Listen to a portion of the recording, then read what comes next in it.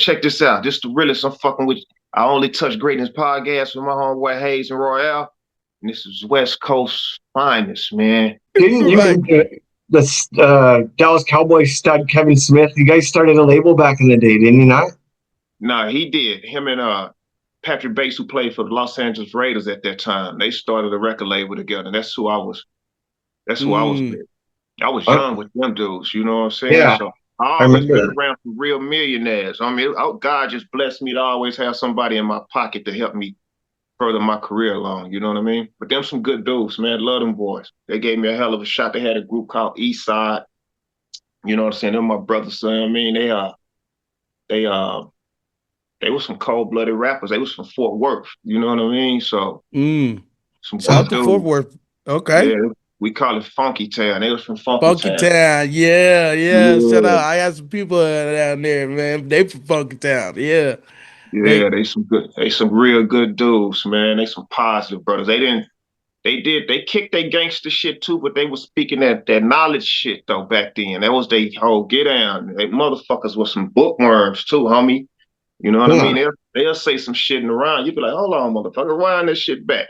You know what I Uh, mean? I jump on the right. record with them. I'm coming with that straight street shit at that time. You know what I mean? But they'll be kicking some whole other shit. So I'm like, all right, East Side, the motherfuckers dope in the motherfucker though. yeah, Right. three-time Super Bowl champion. Man, yeah, bro. So I was around all them dudes. You know what I'm Yeah. saying? It wasn't the thing back then. It was just normal, man. I'm Michael Irvin, I'm around these dudes. So, I was young around them dudes, bro. Mm. I was in the club with them dudes. I was in high school, bro. You You were know what set. I mean? Yeah, I was in high school with them dudes. I mean, I'm in the club, bro. I had to be at school Monday morning. We in the club to 3, 4 in the morning. I'm faded. You know what I mean? I still got to get my punk ass to school. Can you imagine? I'm clubbing with the Cowboys with my cousin in there, but we in that thug out dish. I gotta take my punk ass to school. I'm mad in the motherfucker. You know what I'm saying? But it was a different lifestyle, bro. Right. I was about to say that's what basically like Cowboys was basically known for back in the days was partying. Was- Yeah, but no. They was winning back then. That's when yeah, they but was they was shit. winning, but they was still partying. Yeah, we was partying like a motherfucker. Them motherfuckers, that was when we was winning Super Bowls then. I was with them with Hmm. Super Bowls. Yeah, my Yeah, niggas those, got the range. You know what I'm saying? It was yeah, Right. every championship weekend we parties. from the neighborhood too, man. Niggas, it was real back then, bro. Right. I was about to ask, man, any stories with any of the Cowboys players when you was young?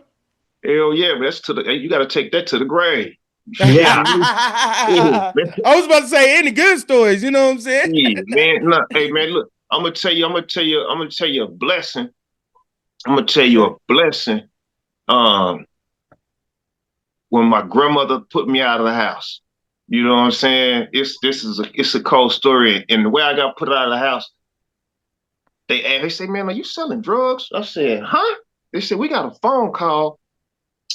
Somebody somebody said you selling drugs. So I said, man, if you don't knock it off, in my mind, I'm like, damn. Come to find out, I ain't gonna even call him a suck ass nigga, cause he helped me getting kicked out of the house, helped me get on a whole nother level. But it was a suck ass nigga from my neighborhood that was just jealous. He just called my grandma's house and told her that I was selling dope, bro. So, and my father a preacher, my grandma, it's a church household, bro. You know what I mean? Right, So right, right. Very my strict. old my old man come in the back. He said, "Hey man, look, check this out." He said, my old man talk calm and a motherfucker, no cussing or nothing. He said, "Man, I really think it's about time for you to get on your own." I'm like, "Shit, I'm still a teenager." You know what I mean? I'm like, Right, "Fuck, get on your own." He said, "I right. think it's time for you to get on your own." I'm like, "Shit, I had just came home from college, my first year at college too." I was like, "Damn, get on my own." I feel like, "Yeah." I said, "All right." So I'm like, "Fuck, I don't know how to get no house, get no apartment. I ain't got no credit.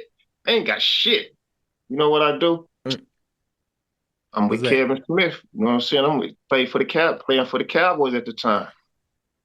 He went and got me moms. He went and got me a crib. Got Wow. me my first apartment. Put it in his name. Everything. He came up. He left practice one day in Valley Ranch. Came up to the apartments and put the spot in his name for me. So I'm like, boom. I'm a teenager with my own spot, thugging. You know what I mean? And Right. Hey, but look, I'm gonna tell y'all some cold shit, bro. It was in an all-white neighborhood, bomb ass motherfucking place. Guess how much my rent was back then? What was that? $400. God, you wouldn't be amazed how much $400 Yeah, will be four now. hundred dollars, bro. And it was plush though, bro. You know what I'm saying? $400, bro. That was my fucking rent. You know what I'm saying? So that's just a quick little.